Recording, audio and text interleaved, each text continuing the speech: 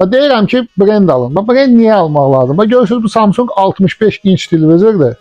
Bu mühəndisliyin şahıdır da. Bu televizor, görürüz necə gözəl, ayrı-ayrı ledləri ayrı-ayrı gedir toklar.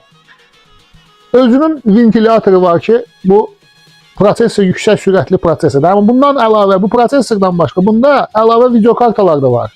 Yəni siz çox yüksək keyfiyyətli siqnalı abrabotka eləyəcək və gözəl görsək. Məsələn, kolonkalara baxın, ne boyda kolonkalardır. Bunun verdiyi səs.